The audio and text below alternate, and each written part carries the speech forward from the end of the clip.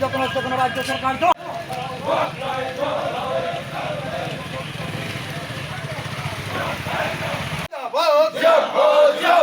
রাজ্যব্যাপী সংগঠিত ধর্ষণ কাণ্ডের বিরুদ্ধে রাজ্যব্যাপী সংগঠিত ধর্ষণ কাণ্ডের বিরুদ্ধে রাজ্যে নারীদের নিরাপত্তা নেই কেন জোট সরকার জবাব দাও সিআইটিউ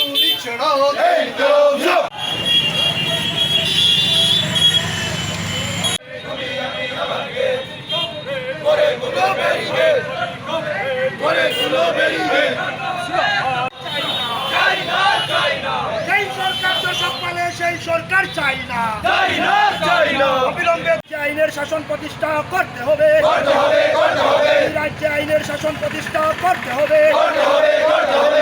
নাবালিকা ধর্ষিতা হলো কেন রাজ্য সরকার জবাব দাও আগরতলায় 17 বছরের নাবালিকা ধর্ষিতা হলো কেন রাজ্য সরকার জবাব দাও রাজ্য সরকার জবাব দাও কল্যাণপুরে ধর্ষিত হলো কেন রাজ্য সরকার জবাব দাও সাগরে ধর্ষিত হলো কেন রাজ্য সরকার জবাব দাও সরকার জবাব দাও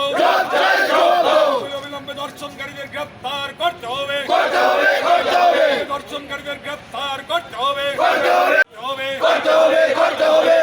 মদতদাতাদের অবিলম্বে গ্রেপ্তার করতে হবে মদতদাতাদের অবিলম্বে গ্রেপ্তার করতে হবে মহিলা সংগঠন নিরাপত্তা নেই কেন জোট সরকার জবাব দাও নিরাপত্তা নেই কেন জোট সরকার জবাব দাও গ্রেপ্তার করতে হবে গ্রেপ্তার করতে হবে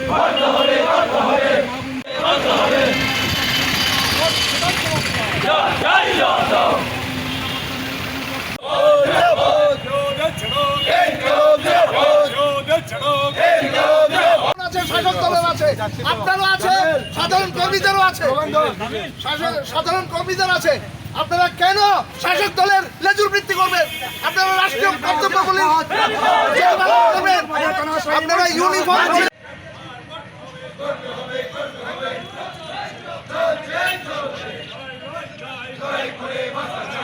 সভা করবার অনুমতি দিয়েছেন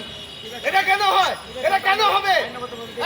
এটা কি আইনগত ভাবে দেখবেন আপনি আমাদেরকে দিলেন না তাদেরকে দিয়ে দেন শাসক দলকে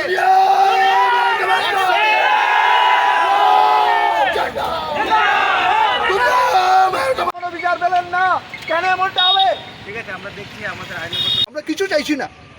আমরা বলছি না রাজ্য মন্ত্রিসভার স্বরাষ্ট্রমন্ত্রী পদত্যাগ করুন আমরা বলছি না যে রাজ্যে 56 ভোটের মুখ্যমন্ত্রী তিনি পদত্যাগ করুন আমরা বলছি না মন্ত্রিসভা ভেঙে দিকে আমরা বলছি না আমরা বলছি নারীদের নিরাপত্তা চাই ঠিক আছে আমাদের মাদের আমাদের বোনদের আমাদের মেয়েদের আমাদের বউদের আমরা নিরাপত্তা চাই কাকিমা জেঠিমা আপনাদের যারা পুলিশ কর্মী তারা আক্রান্ত আমরা তাদেরও নিরাপত্তা চাই আমরা সেই দাবিতেই গোটা রাজ্যে আমাদের বিক্ষোভ কর্মসূচি যদি আমাদেরকে প্রতিশ্রুতি দেন ধর্ষকরা রেহাই পাবে না গত 56 মাসে ত্রিপুরা রাজ্যে গণতন্ত্র নেই আইনের শাসন ভেঙে পড়েছে আমরা গণতান্ত্রিক পদ্ধতিতে সভা করতে পারি না সমিতি করতে পারি না মিছিল করতে পারি না আমরা আমাদের সাংবিধানিক ভোটাধিকার প্রয়োগ করতে পারি না নির্বাচনে প্রার্থী হতে পারি না ভোট গণনার কেন্দ্রে যেতে পারি না পুলিং এজেন্ট দিতে পারি না ভোটাররা তাদের ভোট প্রয়োগ করতে পারে না আমাদের জীবন জীবিকা বিপন্ন তার মধ্যে আমাদের রাজ্যের নারীরা আজকে ধর্ষিতা গত 10-11 দিনের মধ্যে 6-7 জন শিশু থেকে বৃদ্ধা কোথাও শ্লীলতাহানি হয়েছে কোথাও ধর্ষণ হয়েছে কোথাও গণধর্ষণ হয়েছে এবং ধর্ষকদের পক্ষে সাফাই গাচ্ছেন রাজ্য মন্ত্রিসভার সদস্যরা সাংবাদিক সম্মেলন ডেকে যখন রাজ্য পুলিশ তদন্ত করছেন ধর্ষণের তখন রাজ্য মন্ত্রিসভার সদস্যরা সাংবাদিক সম্মেলন ডেকে বলছেন যার বিরুদ্ধে অভিযোগ যিনি প্রাইম অ্যাকিউজড তার বিরুদ্ধে যখন গোটা রাজ্যে মানুষ রাস্তায় নারীরা রাস্তায় ছাত্ররা রাস্তায় যুবকরা রাস্তায় সে সময় আমরা লক্ষ্য করছি আমাদের রাজ্য মন্ত্রিসভার সদস্যরা সাফাই গাচ্ছেন তারা প্রমাণ করছেন তিনি নির্দোষ তার কোনো অপরাধ নেই দুর্ভাগ্যের এটা তদন্ত কার্যে সম্পূর্ণরূপে অনৈতিক অবৈধ হস্তক্ষেপ